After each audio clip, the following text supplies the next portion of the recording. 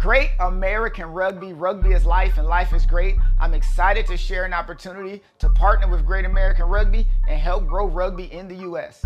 Sponsoring Great American Rugby gives your brand exposure to a passionate rugby community, whether through logo placements, social media promotions, product giveaways, or brand collaborations. We can find the right fit for you. Here at Great American Rugby, we know that all businesses are different, so we're open to negotiating sponsorship budgets or alternative compensation that works for both of us.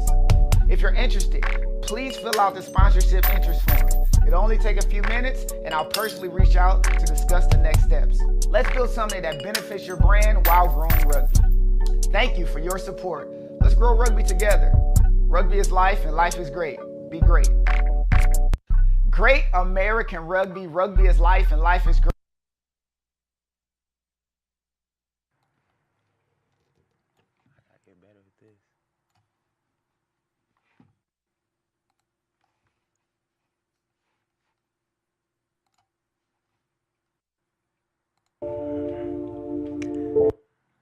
In life,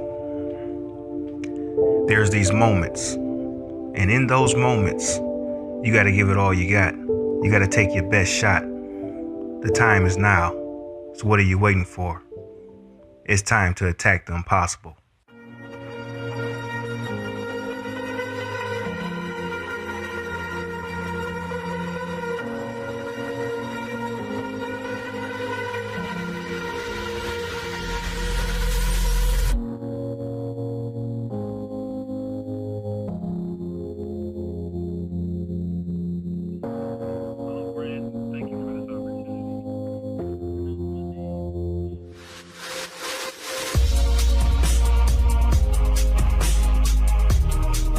So what will you do with the moments that you have left?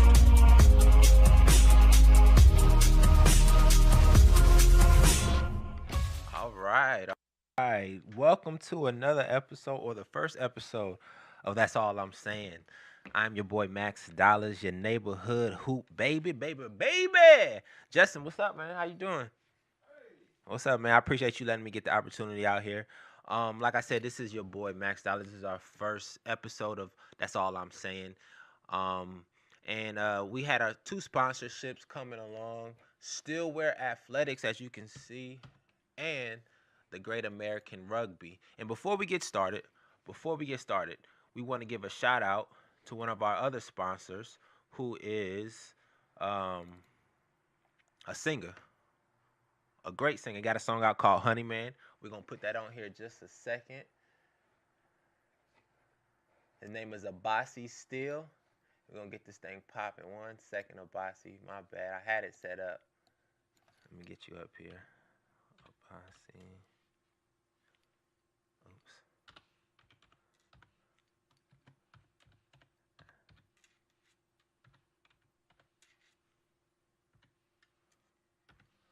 Gonna get you right, bro.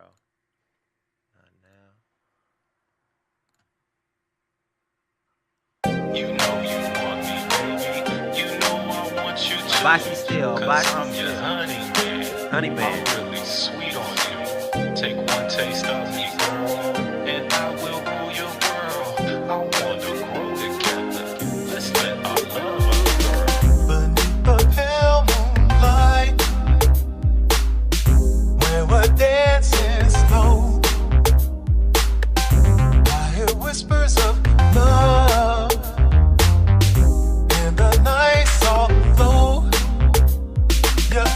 They sparkle like stars in the sky. In this moment with you, time just seems to pass by. In the quiet of the night, in a world so still, our hearts beat as one. In this love we fulfill. You know you want me, baby. You know I want you to. Cause I'm your honey man. I'm really sweet on you. Take one taste of me, girl, and I will rule your world. I wanna grow together. Let's let our love unfurl. You know you want me, baby. You know I want you to. Cause I'm your honey man. I'm really sweet on you. Take one taste of me, girl, and I will rule your world. I wanna grow together. Let's let our love unfurl. With every beat of my heart, I'm drawing closer to you. And through the seasons of time, our love will stand true. So trust me, don't fear me, baby, please hear me. There's nobody else for me but you. Our love is never ending, it's only just beginning. And I can't wait to start with you. You know you want me, baby, you know I want you to. Cause I'm your honey man, I'm really sweet on you. Take one taste of me, girl, and I will rule your world. I wanna grow together, let's let our love unfurl. You know you want me, baby, you know I want you to. Cause I'm your honey man, I'm really sweet on you. Take one taste of me, girl, and I will rule your world.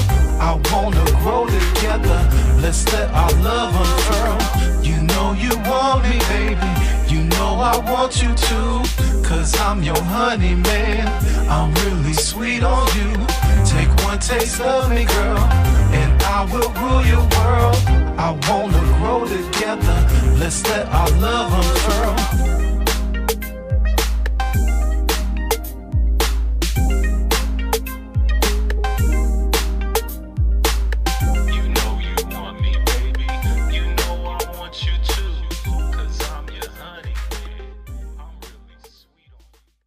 All right.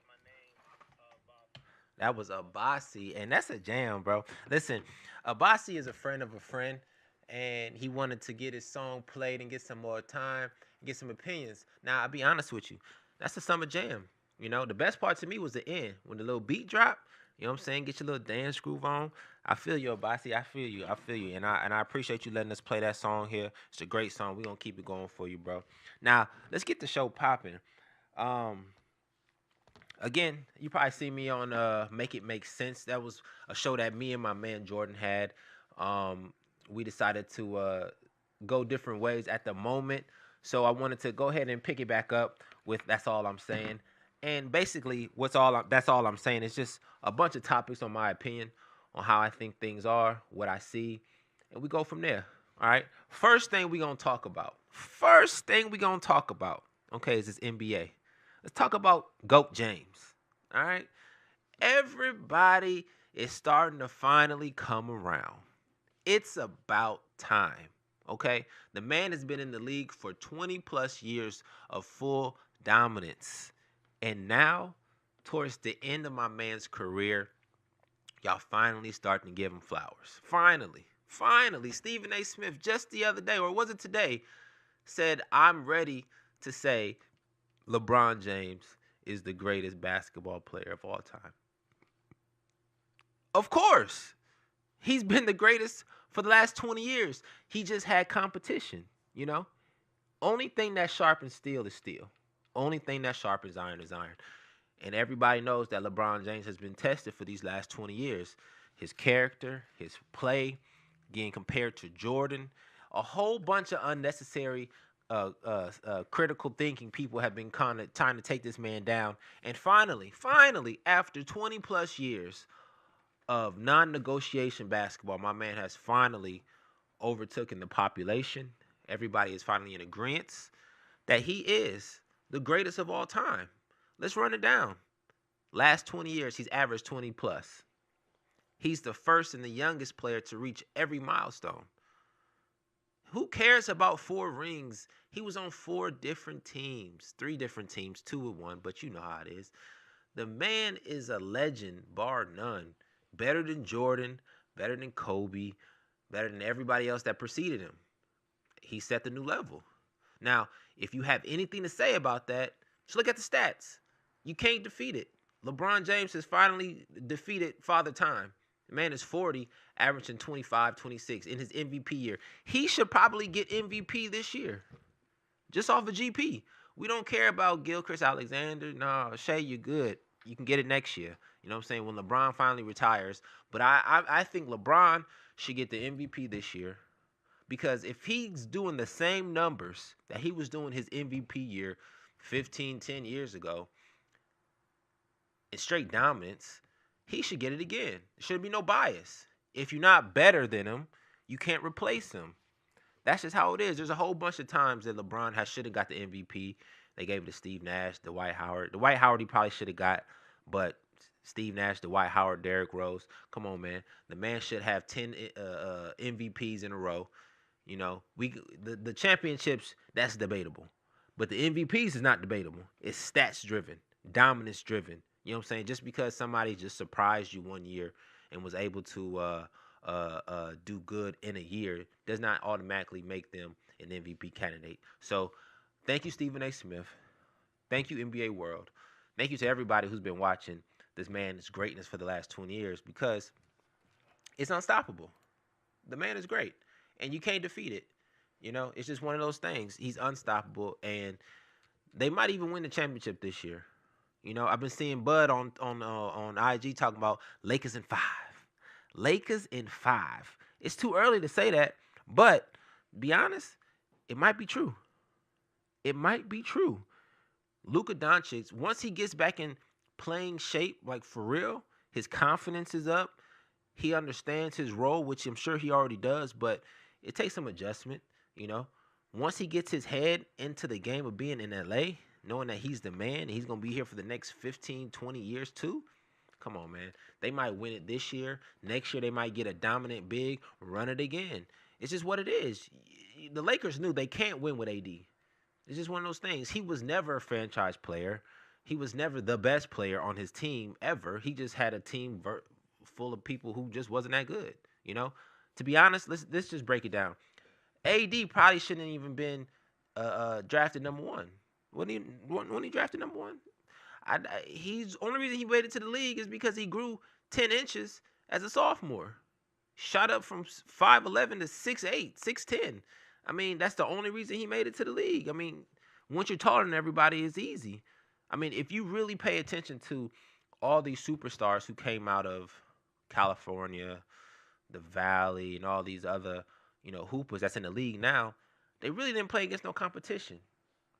Look at Gilbert Arenas' son, Elijah. Now, he's good. He's very good. But if you see all his highlights, he's playing against midgets. The kid is like 6'8", playing against 5'6" people, scoring 40. I mean, come on, man. Anybody's going to dominate that. Zion, you saw him dominate in high school. It doesn't matter. He's playing against a whole bunch of small kids who can't jump, you know? I think they should start drafting lottery picks only from the inner city. That's it. They done been through the fire. They done fought the good fight. It don't matter if you win a state championship or not. The turmoil that you have to go in there every Friday or every Saturday, whatever day you playing, to play against some City League kids and then go play against some kids outside the City League and then come back, is totally different than playing in the Valley your whole time averaging 40. I mean, Gilbert Arenas said he'd rather his son average 40 and know he can be the man than having to really play against tough competition and him having to play in a system at an early age, because then he turns into a role player. It makes sense. I get it. But it's also inflated stats. You can't average 40 against a whole bunch of prep kids, let's say that, prep kids, and go to college and think you're going to do the same thing. It doesn't happen. You can't name one kid that dominated in prep school, went to college and dominated. Or no, it just doesn't happen. You don't really see it. I'll give you an example. He dominated in college. He dominated in college, but he dominated in the NBA. Russell Westbrook, right? Decent high school player, played in the Valley, went to college, didn't start. Only reason that he started is because Darren Collison got hurt. Then goes to the league and turns into the man. It's 3 different levels of game. If you can get through college, I mean, you can make it to the league and do some things. So let's be honest, man. AD was the best trade that LA ever did.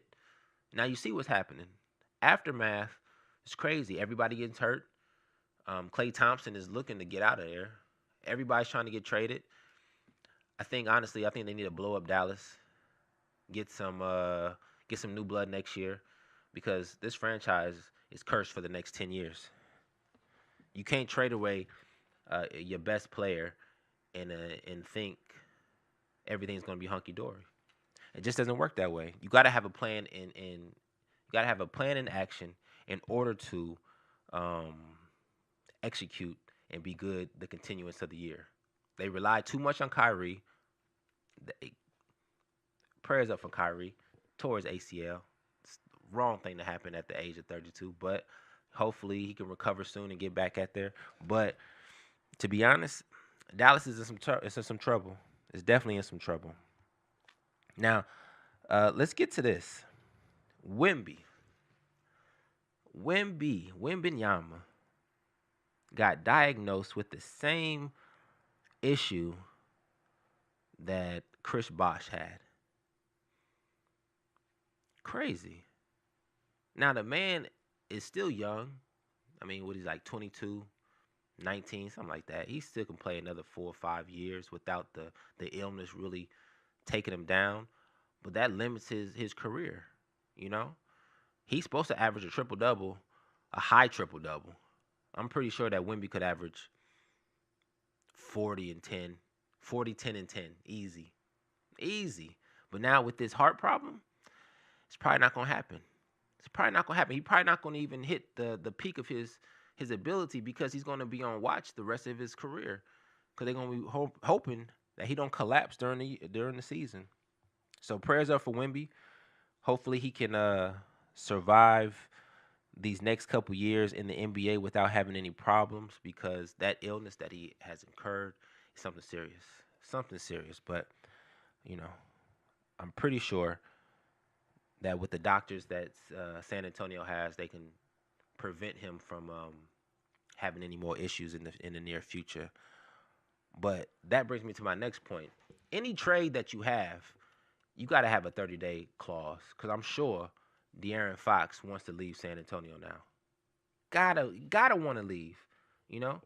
He did this trade to play with Wemby, and Wemby's out the whole year. You can't rely on Chris Paul. Nobody else on the team is really that good. You got Castle, but other than that, it's a whole bunch of teams. So I'm pretty sure the NBA should put in a clause. Within 30 days, you can renege. If the player wants to go back to the original team, they should be able to have that opportunity, because if it don't plan out the way everybody planned it to, you should be able to go back and reset the market. You know, I think that's a fair enough analysis for the NBA to consider, because after a trade gets in place, it shouldn't be permanent. Just like everything else, it has a 30-day guarantee or a 30-day window. I'm pretty sure that De'Aaron Fox will go back to San Antonio. I'm pretty sure if Luka had opportunity, he would want to go back, but now it's too late. Or AD, he would want to go back, but again, it's too late. Let's see what else I got. But yeah, it's just 30-day return would be very ideal for the NBA if the players in the Player Association agreed to it. Now, the Adam Silver is changing a lot of things in the NBA, which is crazy.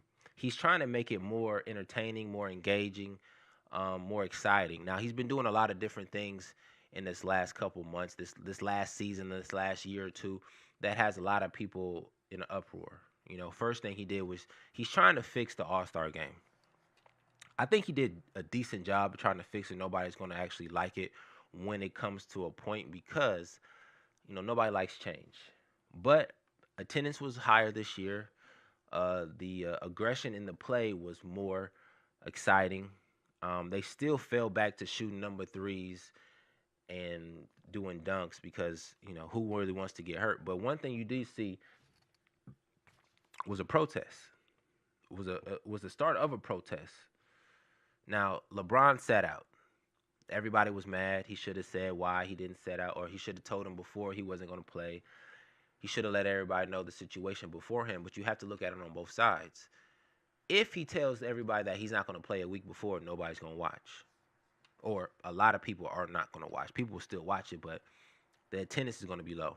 2, if he tells everybody he's not going to play, who's going to replace him that can fill those shoes? Nobody. So he held it in until the last moment to let him know, I'm not going to play. But why he not going to play? That's the question.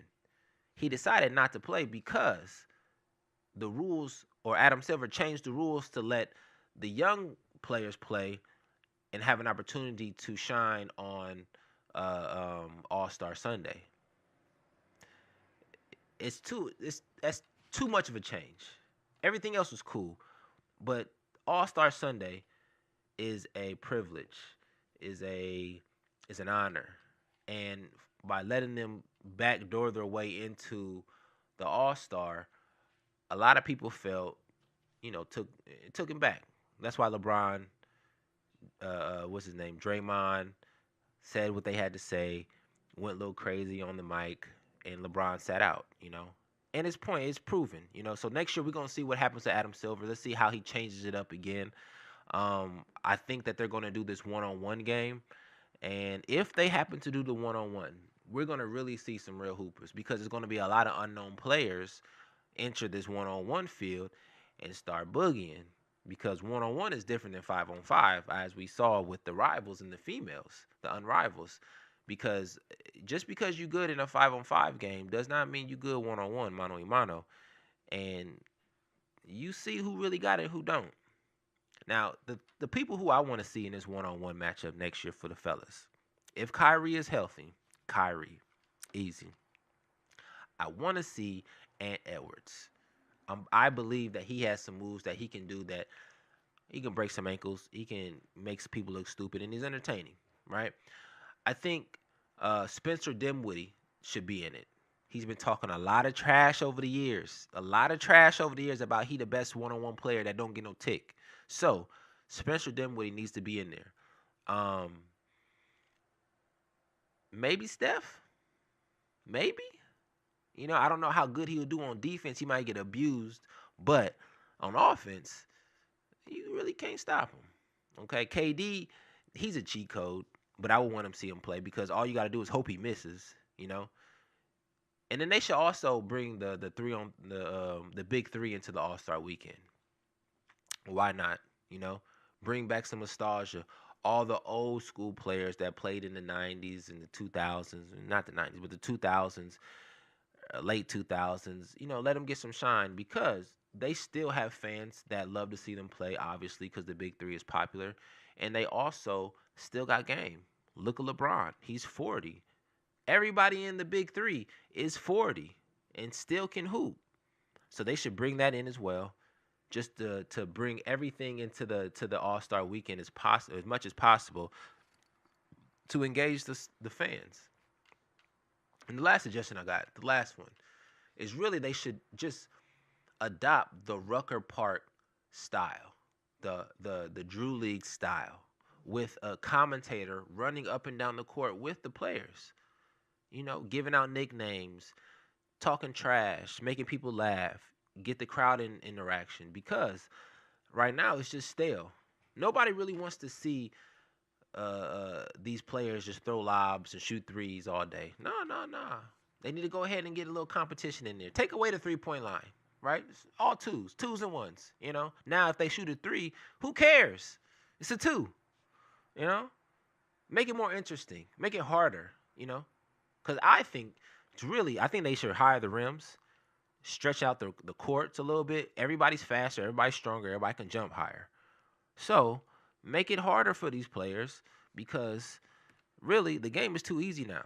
The way that the trainer staff has got everything, all these skills and everything everybody has, they need to go ahead and change the rules that way. Higher the rim, 11 feet, widen the court a little bit more. Hell, make the ball bigger. I don't know. But make it harder for these players to play, because right now they master the game. They mastered it to a point where it's too easy. Anybody who has the ball can average 45 points a game. It's very simple. It's not that hard. If you break it down, basketball is a very simple sport. If you play the most amount of minutes that you can, if you score 5 points if you get 5 buckets every quarter, that's 40 points right there.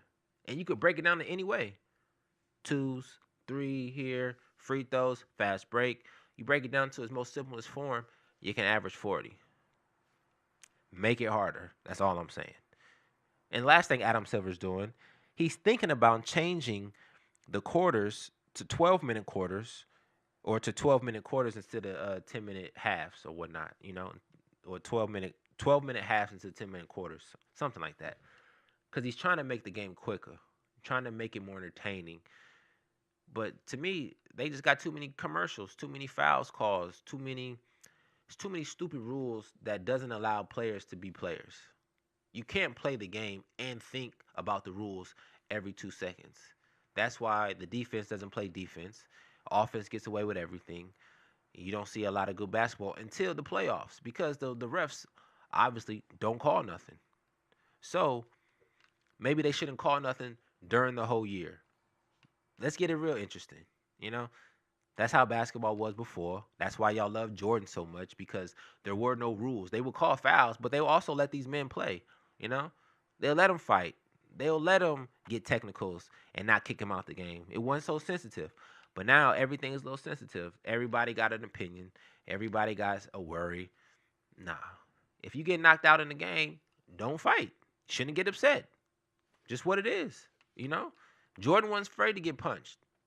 Obviously you've seen him get punched a couple times in the highlights. Kobe got punched by Chris Charles. Was it Chris Charles? Yeah. Hit him with a 2-piece. Is what it is. Reggie Miller. All the good times, all the people that we talk about, classic players that we miss and we want the players to be like now, they all fought. So why not let the kids fight again? No, we can't have the fight in Detroit. Definitely that was too much. But you can control it. Control it like hockey. Do a one-on-one bout in the middle of the court. Let them square up. Whoever falls, they're out. Right? You get 30 seconds. Get your aggression out. If you get knocked out, you get knocked out. It's just what it is, Let the other player go into the penalty box. Other player goes home into the back, ice up, maybe come back out. Maybe he doesn't. Who cares? But you got to get this aggression out, because this is what basketball is. It's a very aggression sport. It's very aggressive. And now they're trying to tame lions in the game, and now nobody likes the game. I mean, it's very simple. Very simple. So Adam Silver, if you're going to change anything, just take the rules back to how they used to be. Make it simple for us. One thing about it, players that need to retire. There's only one player I can say. Chris Paul. Get him out of there. It's time. Now, there's certain players that can play a long time, and not have to play a lot. Like LeBron, he's good. He's LeBron. Chris Paul, he's not LeBron. He needs to come off the bench. He needs to be a hoorah guy, a old school vet, a John Sally, if you say. Sit on the bench, clap him up, give him some instructions. He doesn't need to get any playing time. He doesn't. Yes, he could help, but shit, who cares? Keep him on the bench, keep it going like that. Who else? What else we got?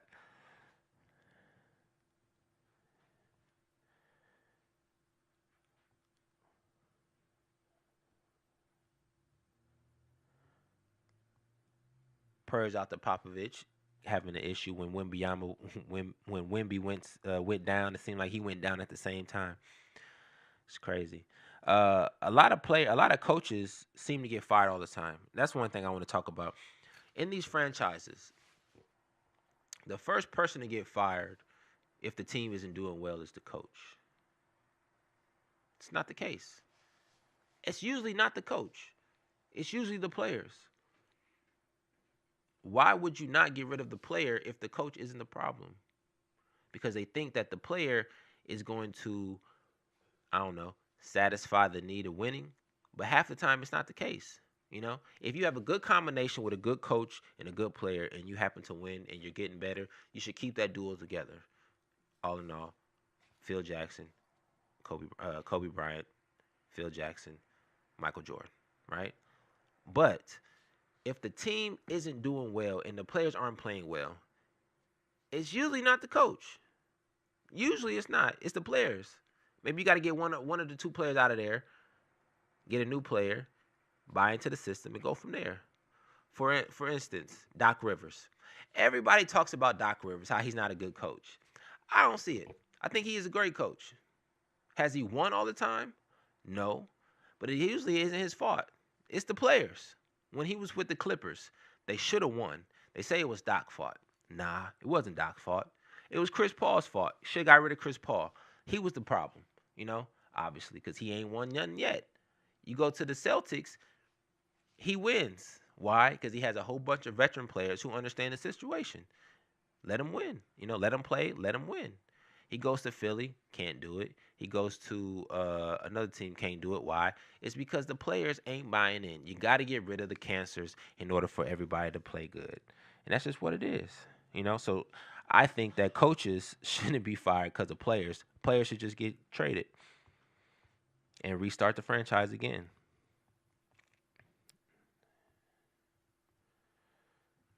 Let's see.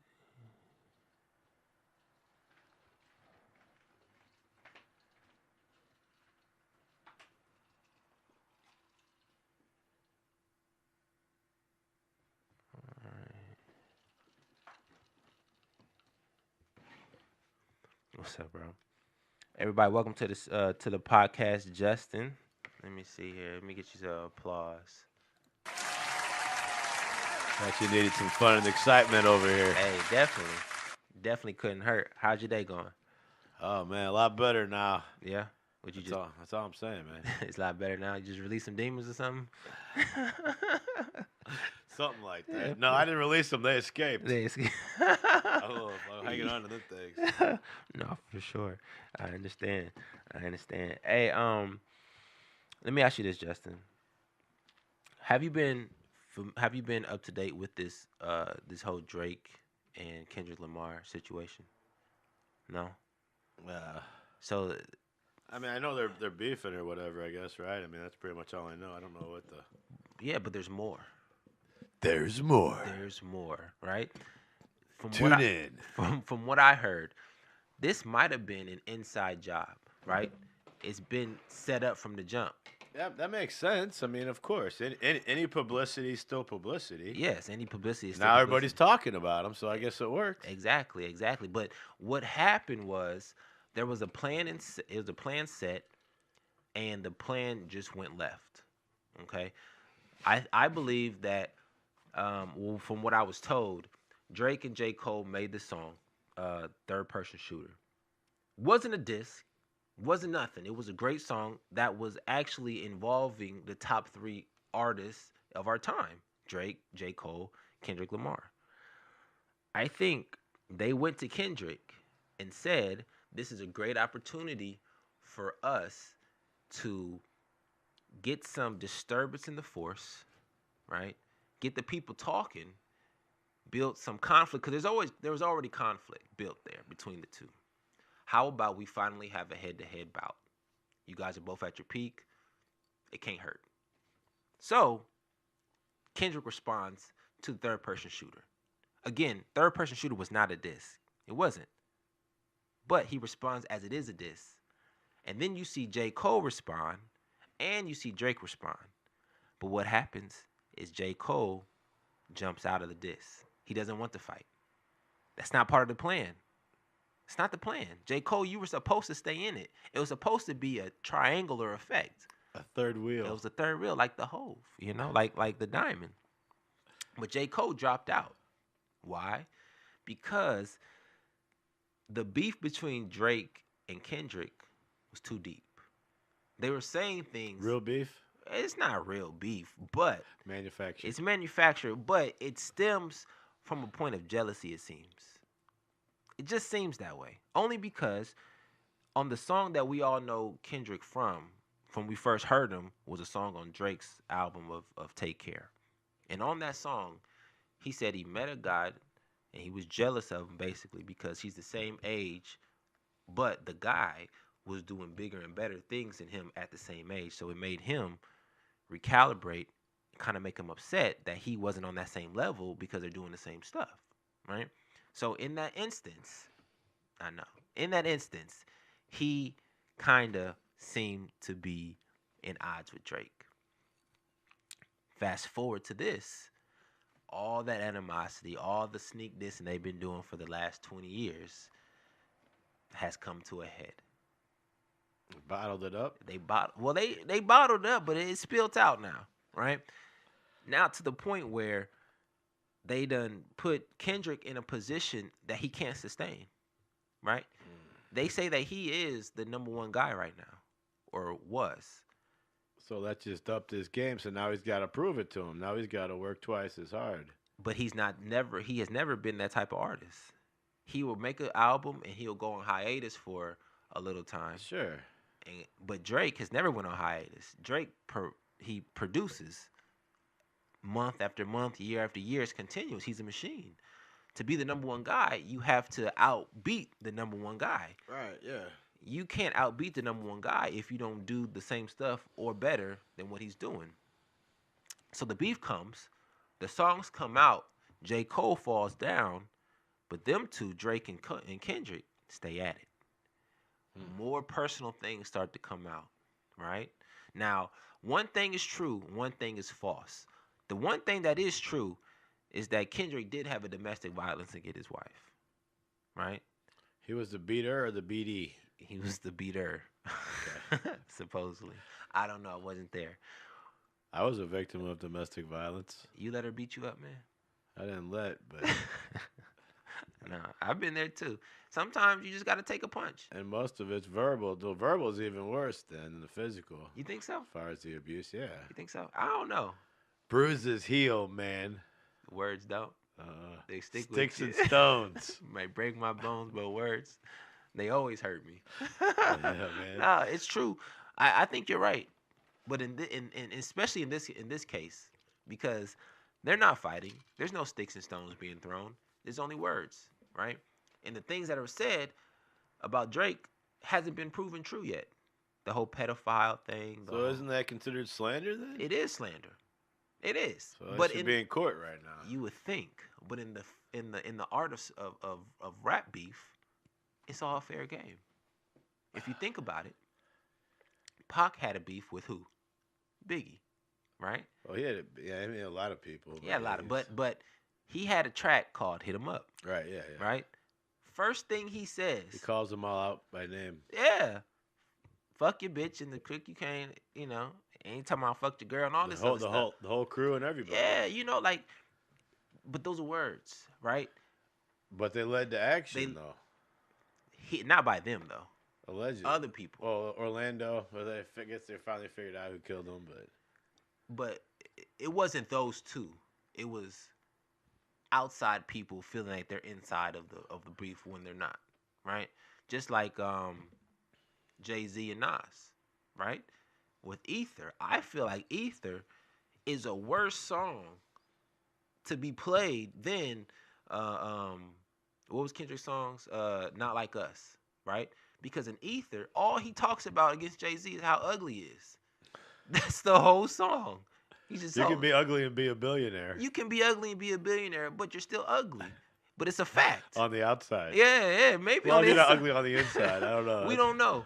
But it's a fact, though. We can all look at Jay-Z and say, he's not the prettiest guy, Now, you can't prove that Drake's a pedophile unless somebody comes up and says. Yeah, that's something. I mean, that's I think that's drawing the line, man. I mean. It is. Yeah, that's. Unless you're Epstein or somebody or Diddy unless it's proven that. But pedophiles like the worst thing you can do, I believe. Besides rape, murder, pedophile. I mean there's levels. Leave scars on the kids. That's real shit. That's real shit. There's a Mount Rushmore of things that you really don't want. You really don't want. And if it wasn't him, if you call an average guy or girl or whatever a pedophile, and they can't really fight it, then it follows them around forever. For real. But they're just like, they're big enough where they can shrug it off. Like, who cares? For sure. I got money. I ain't worried about shit. For sure. Perception. I can touch little kids if I want. I'll pay them off. I ain't going to tell nobody. Shut them up. But that's what they do to the biggest artists, though. They always give them the pedophile tag, right? Michael Jackson, R. Kelly. The other ones, like Woody Harrelson? No, Woody Nelson? Not Woody Nelson. Yeah. Woody Allen. Yeah. It doesn't follow him, though. Even though It he does. is married. And the other guy, that great balls of Jerry Lewis. Jerry Lewis. He married like a 15-year-old, Elvis. but he did it in a different country, so it was legal over there. Well, it's legal there, but it's It's not right. It's not more. Yeah, it's not like everybody knows, but it's not following them around like that, or it's not in the public eye all the time. Like Woody Allen, even though he's still married to the girl, you know, She was probably in on it. Yeah, of course, she was like 12, 14, 15. Yeah. Elvis had a 15-year-old. You know, it's just one of those things that it was cool to do back in the day. Hey, if you want, they didn't have standards back then. I would say one thing that kills the perception of people is the age thing, numbers. Because if you give a number to somebody, then you feel like at that number you should be in a different, class or do this or do that. Right. But the numbers don't matter. You know, if you take numbers away and you go off of personality or you go off of anything else outside of that, how the person acts in situations, maturity level, then okay, then you can get away with dating somebody that's younger than yourself significantly if that happens to be the case. But when you put the numbers on it, there ain't no wiggle room. There's no gray area. There's no pink. There's no nothing. You just don't. You just don't. It's like the speed limit. But the speed limit's flexible, though. Yeah, about 10. 10 miles. But if you go plus or minus on a kid's age, I like her plus or minus 10 years. Yeah, how old is she? She's 15, but she 15 to 25. Yeah, she's around there. Yeah, it's all good, Oh, man. But it's just one of those things that it's not proven, but it sticks if you're that guy, It's just one of those. But back to the point. So the plan was these three had a beef, and it's gonna blow all their numbers up, right? Sure, Everybody's gonna pay attention. Everybody's gonna listen and watch, right? J. Cole fell out of it because I'm sure that the rules that was given, nobody followed the rules anymore. So he was like, you don't need it. I don't want to do it. You know what I'm saying? Like, it's gonna mess up my relationship with my boys. I'm cool. Right, I'll just take the L and keep it moving. It's not even an L; it's being the bigger person. I mean, if it's orchestrated or not, manufactured, then I ain't got time for that. It's not like that. I mean, none. In my opinion, all three of them don't really need. I mean, if their careers were stagnant, but you said they're really not, so there's really no point as far as getting media and attention. No. But so if you're trying to figure out the deal, I mean. What's behind it, I guess. What I think was happening, I think Drake was going rogue, right? He was going a little bit too wild with the perception and doing all the crazy stuff. That's why when he had his hair long, he was pulling a Kanye. He was doing a lot of crazy stuff. I think that them trying to take him out of his spot by replacing him with Kendrick, because I think that was the ultimate goal. To humble him a little bit, take him out of his spot. Listen, you're replaceable, kid. Like, let's be real here. That brought him back to earth. Got him back into doing what he needed to do. He cut his hair, changed the image, started rapping better. Came out with something sexy for with what's his name? What's his name? Weekend. What's his name? Party Next Door. Thank you. Party Next Door. Right, which is a great album. But I thought that it just was the fact that he had to reevaluate situations. That makes sense. Yeah. But then you look at it as well. Kendrick shouldn't have got all these accolades. They pay for him. I mean, Oscars and Grammys and all that. Yeah. And even Beyonce country album. You do one country album. And you get the album of the year. One time. That's probably going to be her only one. Is she going to do a follow-up? I mean, is she switching over? I mean, did she pay for that if it wasn't her name? Well, if you think about it, they've been complaining about the Grammys for years, right? No inclusion. They don't. Of course. They don't put rappers on there. Nobody's getting albums or whatever. Nobody's getting nothing. Now, the year that they do happen to get it, they do too much. They do way too much, right? Beyonce gets it, which is debatable. Was it a good album? It was decent. I never heard it. That's what I'm saying. You can't name anything from it because she had all the features on there, I guess, for country artists, I heard. But. I mean, but, when you're the top of the game, she's like the new age Diana She can do Ross. whatever she wants. Exactly. I mean, that's the bottom line. You got money, you can buy the Grammys. Or not buy them, but it's not a bribe. It's a campaign contribution. It's a campaign contribution. It's a donation. It's totally different. It's a donation. You can write this off. Yeah. You don't even have to tell nobody you got it.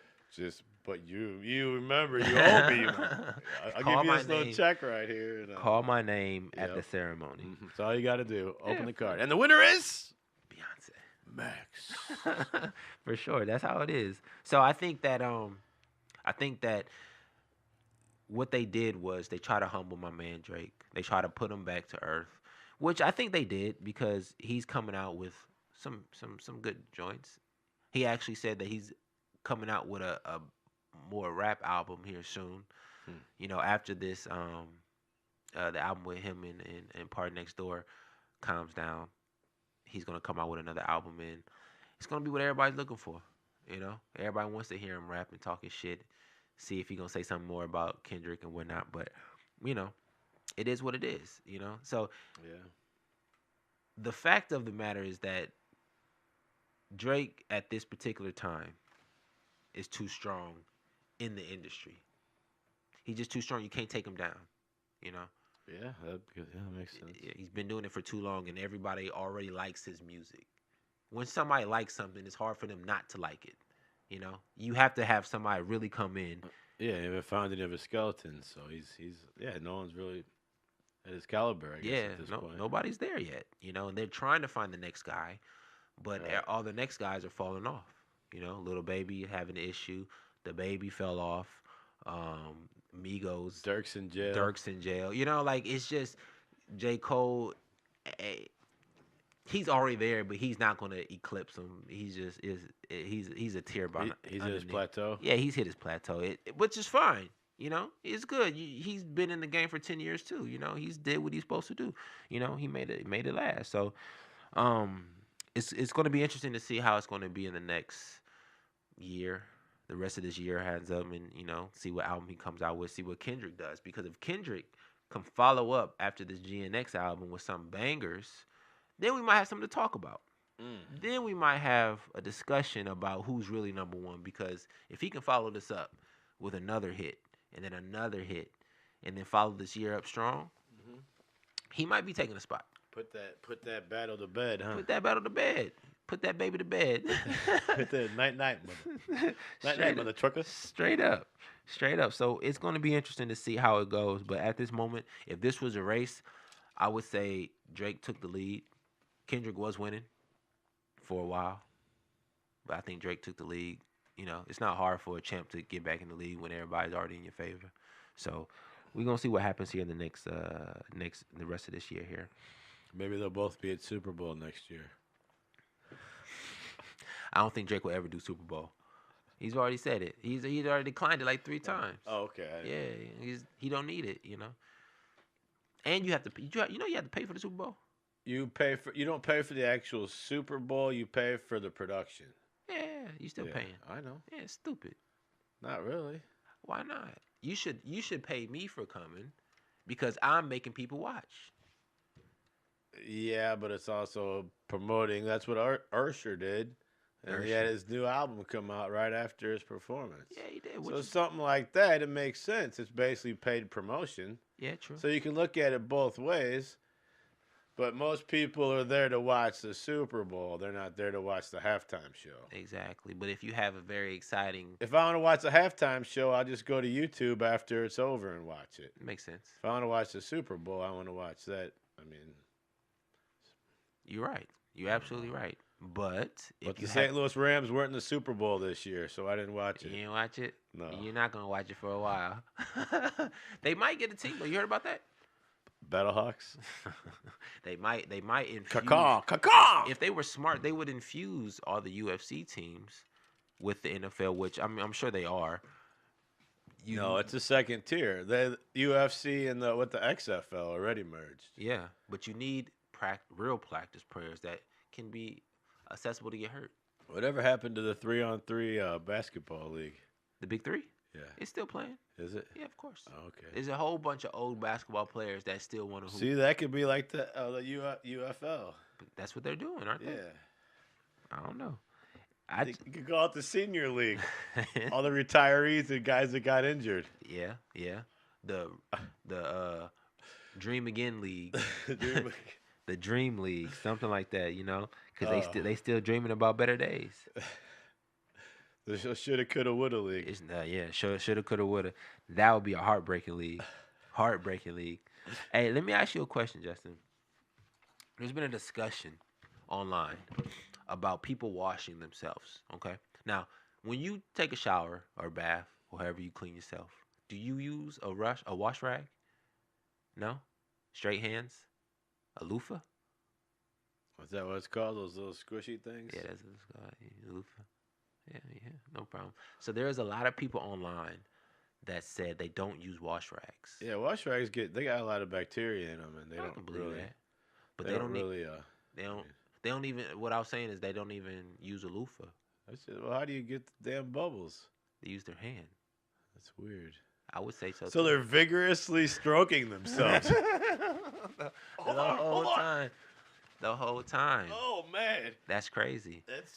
Doesn't. I mean, the loofah thing. You put the soap on and then it bubbles right up, so it's easy. Lathers. Yeah, it's easy to clean. I think. I would think so too. I mean, it is a good point about the wash rag being dirty.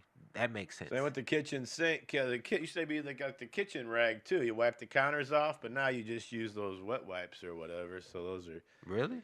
Yeah. Never used a wet wipe. I just use the sponge. To clean the kitchen? Yeah, of course.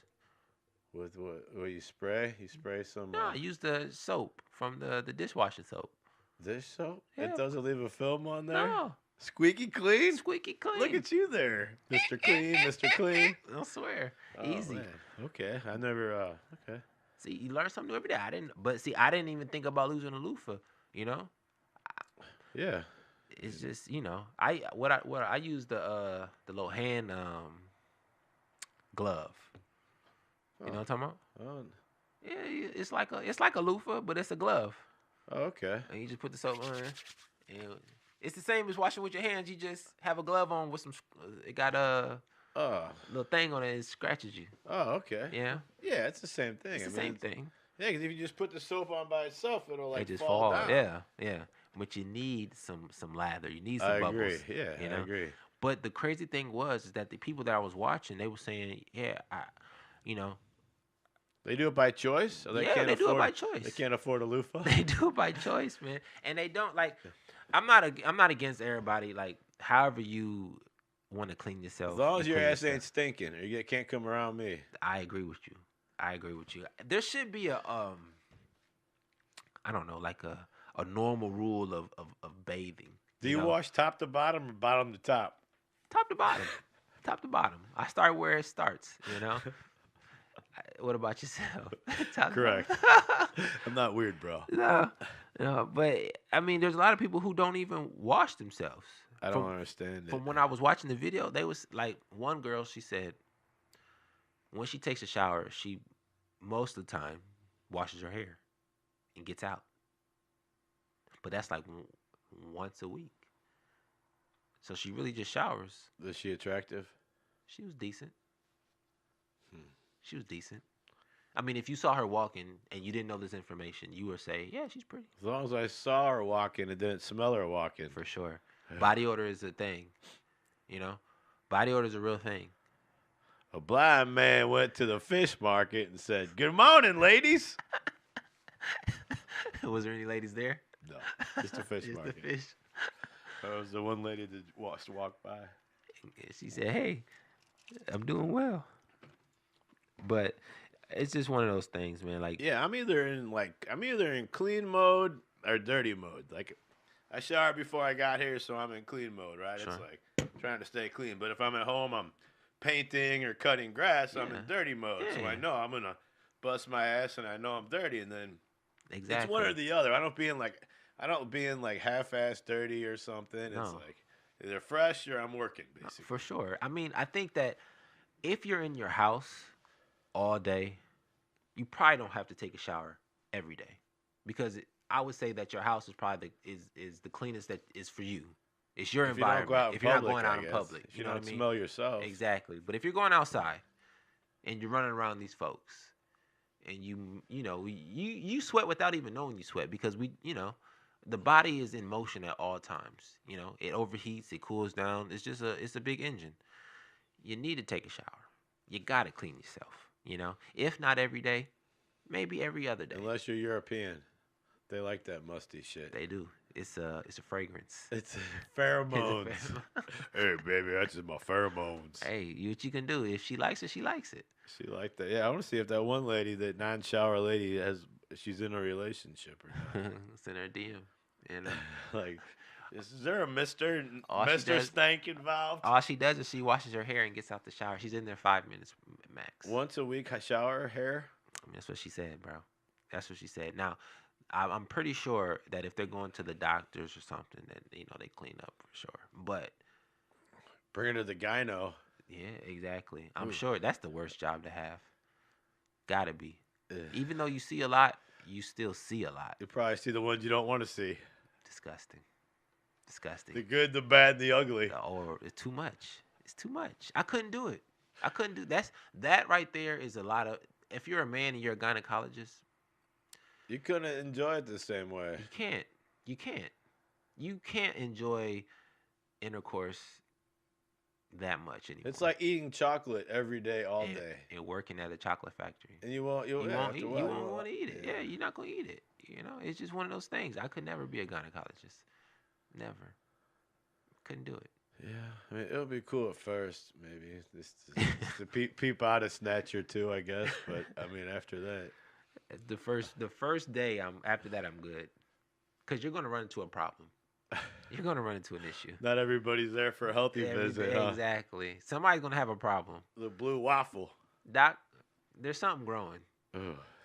Ooh, a little fun guy. I need your help.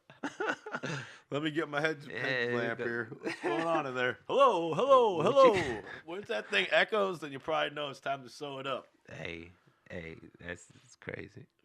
It's crazy. Hey, did you watch that fight? The Tank and Roach fight? No, did he put grease in his hair or something? That's what I was gonna say. I saw that. That's all I saw about it. That might have been the worst but truest excuse ever. Because if you have braids or hair, any type of design in your hair like that, you're going to have some type of grease or some type of chemicals in your hair for it to hold and stay.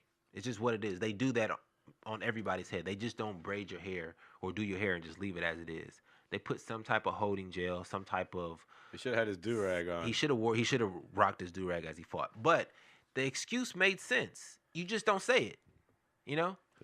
Sliding off? Yeah, you just don't. It's something you don't say. But of course, I'm pretty sure he had something that went into his eye that burnt it, because when you're fighting, obviously you're sweating. Obviously, the grease or whatever's on your hair turns into, it's a solid, but it turns into liquid after getting Yeah. heated up, and it's gonna slide down your face. Should have wore his Horace Grant goggles. He can't wear goggles in the boxing. What? That would have solved the problem. It will solve the problem. No more but drippy eye. He ain't got no peripheral. He ain't got no peripheral. Oh. But it was the worst excuse to have. It was the truest excuse. I'm sure it's true, but it's you can't Should say have thought that. of that earlier. What about his trainer? I mean, I'm sure they didn't think She about said this. she did his hair a week before the fight. Yeah, I heard that she actually put out a clipping or the instructions on the bottom and said there's no grease in this. Trying to help her situation out, but she's not gonna lose clients. Everybody wants you to put grease in their hair when you get their hair done. That's just what it is. It's just But he said that because he got hit. If you watch the highlight, right before he said he got grease in his eye, he just got stuck, and he dazed. How convenient. How convenient, right? How coincidental that as soon as you got hit, you fake a knee and say, "I need to wipe my eye." Because you need the time. You can't walk up on him and grab him, because if you walk up on him, he's going to hit you again, and you really going to fall. So you had to, you had to take a fake knee. You know what I mean? And, and try to get you some time, because, I mean, at that particular time, he was dazed. But he knew he wasn't going to lose, though. He knew he wasn't going to lose, because in order to beat the champ, you got to really beat the champ. To beat the champ, you got to beat the champ. Right. And he really didn't. He beat him, but he didn't knock him out. And you really got to put him on his back. Unfinished business. There's going to be a Roach Tank 2. Has to be. Now everybody's expecting it, because now this actually put a blemish on Tank's record, because he was undefeated. He was like 39-0, right? Now he's 39-0-1. On record, it looks horrible. We all know the truth. You know, it was a draw, but now you gotta get your lick back. You let this kid come in there and blemish your record from being 40-0, 39-0. Now you're 39-1. No, I don't remember the wins. I just remember the losses. I only remember the losses. It's true facts. Yep. True facts. But we're going to see what happens. I think that once they settle on a number and come to agreement, I think this Tank Roach 2 is going to be a great fight. It's going to be a good fight. They're both hard to kill, Tanks and Roaches. Roaches keep coming back. This is true. And this Roach he's not bullshitting. He is not bullshitting. But Justin, I tell you what, man, that is our time for this episode. We're gonna go off on one other song though. I gotta have my man play it one more time. Let me pull it back up. Is that the Honey Man? The Honey Man. Where's that sample from? I don't know. I gotta ask him. But I'll probably think about it. I was listening to it earlier. I know I recognized it. Hey, it's a jam. Let me pull it back up. And he's gonna take us out, you know. Yeah, Let's man. see, Honey Man.